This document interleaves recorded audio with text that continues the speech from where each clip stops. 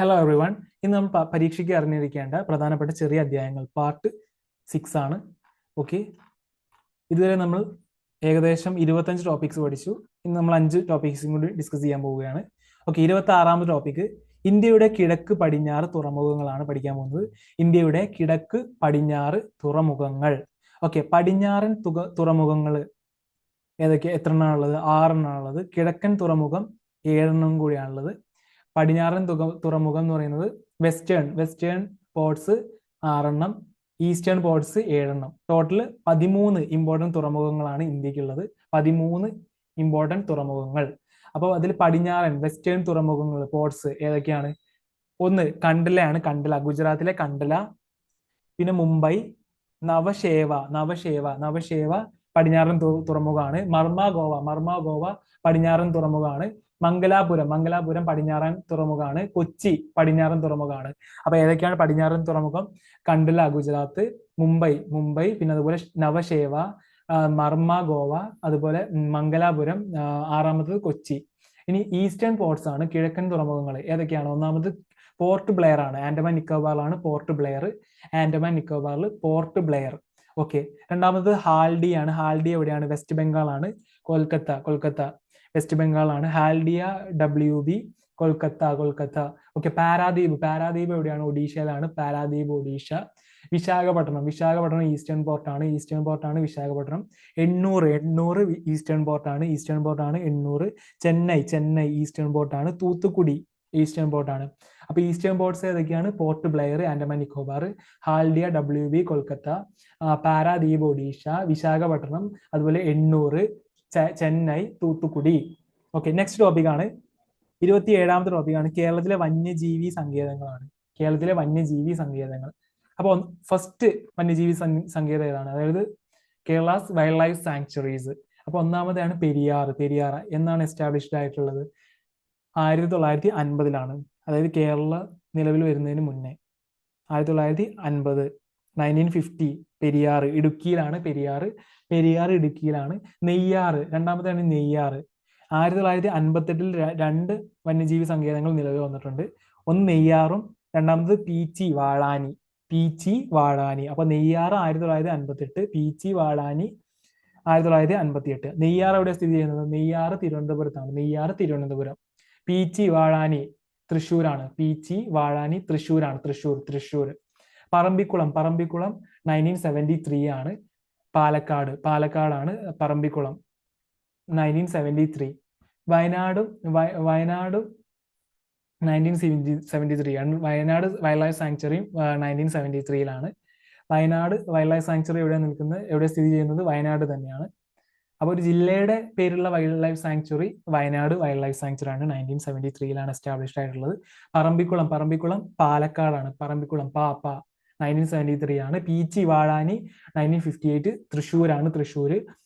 Peechi dam കേട്ടിട്ടില്ലേ? തൃശ്ശൂർ. നെയ്യാർ 1958 തിരുവനന്തപുരം. പെരിയാർ 1950 ഇടുക്കി. പിന്നെ ഇടുക്കി വന്യജീവി സങ്കേതം ഏതാണ്? 1976 ഇടുക്കിയിലാണ് Idukki wildlife sanctuary 1976. Okay, Peppara 1983 Peppara wildlife sanctuary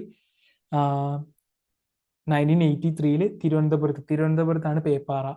okay, Thattekad പക്ഷി സങ്കേതം 1983 എറണാകുളത്ത് നിലവിൽ വന്നു. തട്ടേക്കാട് പക്ഷി സങ്കേതം 1983 എറണാകുളത്ത് നിലവിൽ വന്നു. അപ്പൊ പേപ്പാറ 1983 തിരുവനന്തപുരം. ഓക്കെ, അവിടെ തിരുവനന്തപുരത്ത് നിലവിൽ വന്നു. ചെന്തുരുണി 1984 ആണ്. 1984 കൊല്ലത്ത്. ചിന്നാർ 1984 ആണ്. 1984 ഇടുക്കി. ചിമ്മിനി 1984 തൃശ്ശൂർ. ആറളം എവിടെയാ? കണ്ണൂരാണ്. 1984 എസ്റ്റാബ്ലിഷ്ഡ് ആയി. ഓക്കെ, അപ്പോൾ 1984 ചെന്തുരുണി, 1984 കൊല്ലം, ചിന്നാർ ഇടുക്കി, ചിമ്മിനി തൃശ്ശൂർ, ആറളം കണ്ണൂർ. മംഗളവനം പക്ഷി സങ്കേതം 2004 എവിടെയാണ്? എറണാകുളത്താണ്. മംഗളവനം പക്ഷി സങ്കേതം 2004 എറണാകുളത്താണ്. കുറിഞ്ഞിമല സങ്കേതം 2006 ആണ്. 2006 ഇടുക്കി. കുറിഞ്ഞിമല സങ്കേതം 2006 ഇടുക്കി. ചൂലന്നൂർ മയിൽ സങ്കേതം 2007 പാലക്കാട് ചൂലന്നൂർ മയിൽ സങ്കേതം 2007. മലബാർ എവിടെയാ? കോഴിക്കോടാണ്. Malabar wild life sanctuary 2009 Kozhikode. Malabar 2009 Kozhikode. Kottiyoor 2011 Kannur. Karimpuzha എവിടെയാണ്? മലപ്പുറത്താണ്. 2019 കരിമ്പുഴ മലപ്പുറം. അപ്പൊ കരിമ്പുഴ 2019 മലപ്പുറം, കൊട്ടിയൂർ 2011 കണ്ണൂർ, മലബാർ 2009 കോഴിക്കോട്, ചൂലന്നൂർ മയിൽ സങ്കേതം 2007 പാലക്കാട്, കുറിഞ്ഞിമല സങ്കേതം 2006 ഇടുക്കി, അങ്കളവനം പക്ഷി സങ്കേതം 2004 എറണാകുളം, ആറളം 1984 കണ്ണൂർ, ചിമ്മിനി 1984 തൃശ്ശൂർ, ചിന്നാർ 1984 ഇടുക്കി, ചെന്തുരുണി 1984 കൊല്ലം, തട്ടേക്കാട് പക്ഷി സങ്കേതം 1983 എറണാകുളം, പേപ്പാറ 1983 തിരുവനന്തപുരം, ഇടുക്കി 1976 ഇടുക്കി, വയനാട് 1973 ഇടുക്കി വയനാട്, പറമ്പിക്കുളം 1973 പാലക്കാട്, പീച്ചി വാഴാനി 1958 തൃശ്ശൂർ, നെയ്യാർ 1958 തിരുവനന്തപുരം, പെരിയാർ 1950 ഇടുക്കി. ഓക്കെ, അടുത്ത ടോപ്പിക്കാണ് ഗാന്ധിജി കേരളത്തിൽ. ഗാന്ധിജി ടോട്ടൽ 5 തവണയാണ് കേരളം സന്ദർശിച്ചിട്ടുള്ളത്. ഗാന്ധിജി എത്ര തവണയാണ് കേരളം സന്ദർശിച്ചിട്ടുള്ളത്? 5 തവണ. അപ്പൊ ആദ്യമായിട്ട് എന്തായിരുന്നു? ആദ്യമായിട്ട് 1920 1920 ഓഗസ്റ്റ് 18 എന്തായിരുന്നു കാരണം? ഖിലാഫത്ത് പ്രസ്ഥാനത്തിന്റെ പ്രചരണാർത്ഥാണ് വന്നത്. 1920 ഓഗസ്റ്റ് 18 ഖിലാഫത്ത് പ്രസ്ഥാനത്തിന്റെ പ്രചരണാർത്ഥം ആദ്യമായി ഗാന്ധിജി കേരളത്തിൽ വന്നു. ഖിലാഫത്ത് പ്രസ്ഥാനത്തിന്റെ പ്രചരണാർത്ഥം. ഓക്കെ, രണ്ടാമത് വന്നത് 1925 അതായത് 5 വർഷത്തിന് ശേഷം. ആദ്യം വന്നത് 1920 ഏപ്രിൽ 18, രണ്ടാമത് വന്നത് 1925 മാർച്ച് 8. എന്തായിരുന്നു കാരണം? വൈക്കം സത്യാഗ്രഹത്തിന്റെ പരിഹാരം. അതുപോലെ ശ്രീനാരായണ ഗുരുവിനെ ഈ സമയത്ത് മീറ്റ് ചെയ്തു, പരിചയപ്പെട്ടു, സംസാരിച്ചു. ഓക്കെ, 1925 മാർച്ച് 8 വൈക്കം സത്യാഗ്രഹത്തിന്റെ പരിഹാരത്തിനും അതുപോലെ ശ്രീനാരായണ ഗുരുവായിട്ടുള്ള കണ്ടുമുട്ടൽ. ഓക്കെ, രണ്ടാമത്തെ വരവിലാണ് 1925 മാർച്ച് 8. മൂന്നാമത് വന്നത് 2 വർഷത്തിന് ശേഷം 1927 ഒക്ടോബർ 9 തെക്കേ ഇന്ത്യൻ പര്യടനത്തിന് വേണ്ടിയിട്ടാണ്. തെക്കേ ഇന്ത്യൻ പര്യടനത്തിനും അതേപോലെ ഖാദി പ്രചാരണത്തിനും തെക്കേ ഇന്ത്യൻ പര്യടനത്തിനും വേണ്ടി 1927 ഒക്ടോബർ 9 വന്നു. അപ്പൊ ആദ്യം വന്നത് 1920 ഓഗസ്റ്റ് 18 ഖിലാഫത്ത് പ്രസ്ഥാനത്തിന്റെ പ്രചരണാർത്ഥം. രണ്ടാമത് വന്നത് 1925 മാർച്ച് 8 വൈക്കം സത്യാഗ്രഹത്തിന്റെ പരിഹാരത്തിന് അതേപോലെ ശ്രീനാരായണ ഗുരുവായിട്ടുള്ള കണ്ടുമുട്ടൽ. മൂന്നാമത് വന്നത് 1927 ഒക്ടോബർ 9 1927 ഒക്ടോബർ 9 അന്നെന്തിനാണ് വന്നത്? തെക്കേ ഇന്ത്യൻ പര്യടനത്തിനും അതേപോലെ ഖാദി പ്രചരണത്തിനും. നാലാമത് 1934 1934 ഏകദേശം 7 വർഷത്തിന് ശേഷം ജനുവരി 10 വന്നു. 1934 ജനുവരി 10 എന്തിനാണ് വന്നത്? ഹരിജൻ ഫണ്ട് ശേഖരണത്തിനും അതുപോലെ മാതൃഭൂമി സന്ദർശനം, കോഴിക്കോടുള്ള മാതൃഭൂമി സന്ദർശനത്തിനും കൂടിയാണ് വന്നത് 1934 ജനുവരി 10. അഞ്ചാമത്തെ ലാസ്റ്റ് വിസിറ്റ് ആണ് 1937, അതായത് 3 വർഷത്തിന് ശേഷം ജനുവരി 13 ഒരു തീർത്ഥാടനത്തിന് വേണ്ടിയിട്ടാണ് വന്നത്. അതുപോലെ ക്ഷേത്രപ്രവേശന വിളംബരം റിലേറ്റഡ് ആയിട്ടാണ് ഗാന്ധിജി അവസാനമായി വന്നത്. എന്നായിരുന്നു? 1937 ജനുവരി 13. ഓക്കെ, നെക്സ്റ്റ് ടോപ്പിക്കാണ് 29ാമത്തെ ടോപ്പിക്കാണ് ഇന്ത്യയിലെ പ്രധാന ദേശീയ ജലപാതകൾ.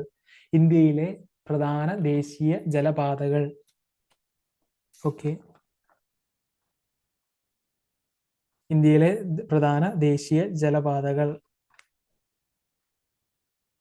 ഈസ്റ്റ് കോസ്റ്റ് കനാൽ ഏത് ജലപാതയാണ്? നോക്കാം. ഇന്ത്യയിലെ പ്രധാന ദേശീയ ജലപാതകൾ. ജലപാത ബന്ധിപ്പിക്കുന്ന സ്ഥലം, നദി ഓർ കനാൽ, ആകെ നീളം. NW1 ജലപാത ബന്ധിപ്പിക്കുന്ന സ്ഥലം ഏതൊക്കെയാണ്? അലഹബാദും ഹാൽഡിയയും ബന്ധിപ്പിക്കുന്ന ജലപാത NW1. നദി ഓർ കനാല് നദി ഓർ കനാല് ഏതൊക്കെയാണ്? ഗംഗ, ഭാഗീരഥി, ഹൂഗ്ലി. ആകെ നീളം എത്രയാണ്? 1620 കിലോമീറ്റർ.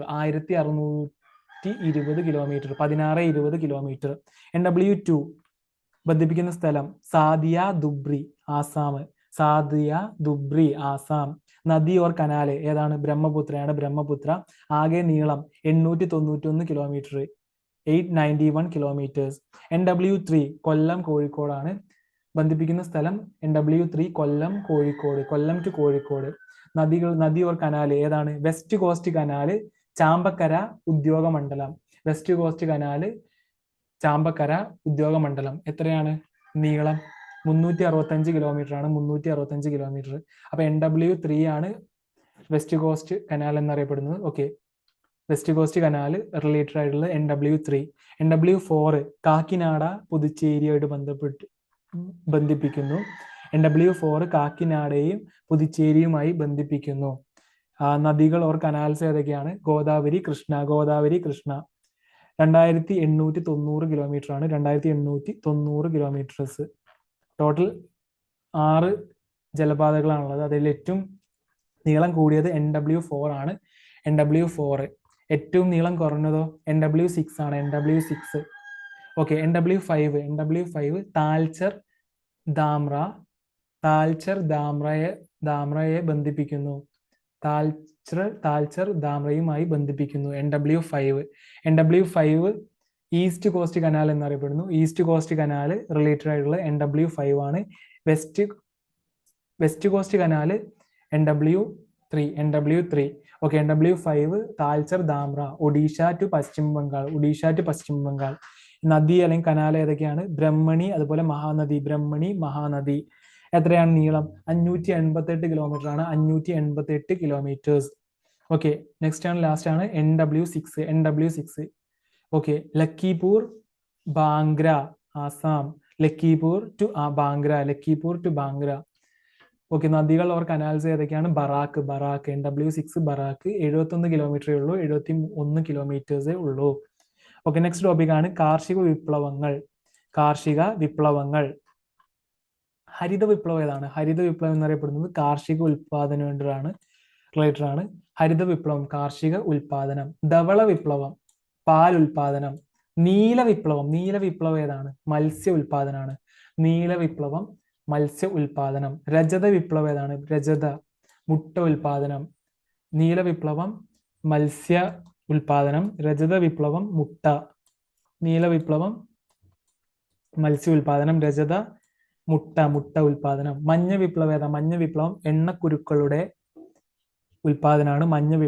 എണ്ണക്കുരുക്കളുടെ ഉൽപാദനം, മഞ്ഞ വിപ്ലവം. ബ്രൗൺ വിപ്ലവം ഏതാണ്? ബ്രൗൺ വിപ്ലവം രാസവളങ്ങളുടെയും തുകലിന്റെയും ഉൽപാദനം.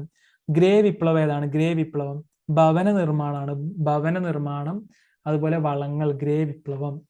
പിങ്ക് വിപ്ലവം ഏതാണ്? പിങ്ക് വിപ്ലവം മരുന്നാണ്. പിങ്ക് വിപ്ലവം മരുന്ന് ഉൽപാദനം. കറുത്ത വിപ്ലവം ഏതാണ്? പെട്രോളിയം ഉൽപാദനം.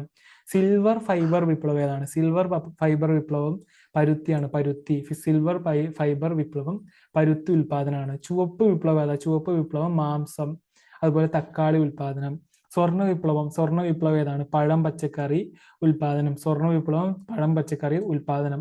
മഴവിൽ വിപ്ലവം ഏതാണ്? കാർഷിക മേഖലയിലെ മൊത്തത്തിലുള്ള ഉൽപാദനമാണ് മഴവിൽ വിപ്ലവം കാർഷിക മേഖലയിലെ മൊത്തത്തിലുള്ള ഉൽപാദനം. സ്വർണ്ണ വിപ്ലവം പഴം പച്ചക്കറി ഉൽപാദനം. സിൽവർ ഫൈബർ വിപ്ലവം പരുത്തി ഉൽപാദനം. പിങ്ക് വിപ്ലവം മരുന്ന് ഉൽപാദനം. ഗ്രേ വിപ്ലവം ഭവന നിർമ്മാണം ഓർ പിന്നെ അതുപോലെ വളങ്ങൾ.